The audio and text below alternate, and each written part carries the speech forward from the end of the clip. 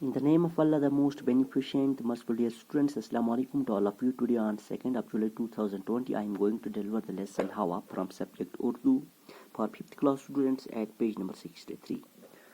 तो प्यारे बच्चों, आगाज़ करने से पहले मेरी आपसे गुजारिश है कि किताब की तरफ गौर से देखें। हवा।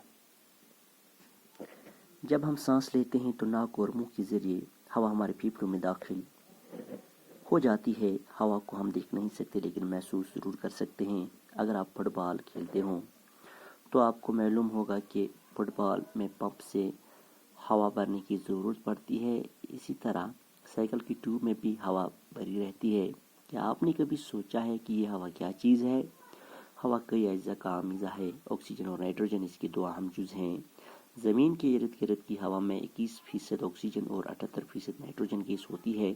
इसके अलावा हवा में पानी के बुखारात और गर्द व गुबार के छोटे छोटे ज़रे भी पाए जाते हैं।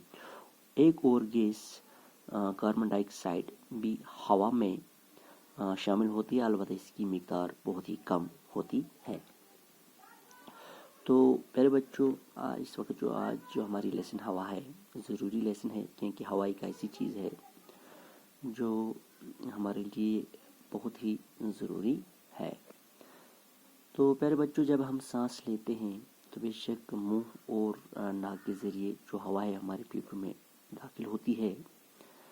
तो हवा एक ऐसी चीज़ है जिसको हम देख नहीं सकते क्योंकि इसका कोई रंग नहीं है, तो अलबत्ता हम इसको ज़रूर महसूस कर सकते हैं। अगर आपने कभी फुटबॉल खेला होगा तो आपको मालूम होगा कि फुटबॉल में जो चीज़ भरी हुई होती है वो हवा है, जिसके हम पंप के ज़रिए उसमें भरते हैं। इसी तरह जो साइकिल की ट्यूब है उसमें भी हवा भरी होती है।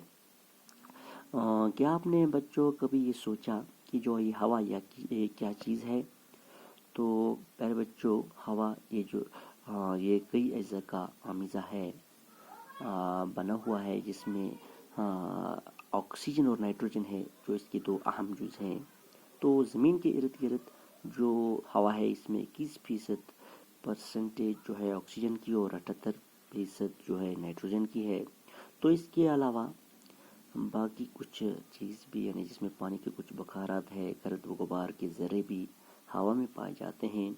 और एक चीज़ जो हवा में मौजूद है कार्बन डाइऑक्साइड, तो लेकिन इसकी मिकदार जो है वो बहुत ही कम होती है।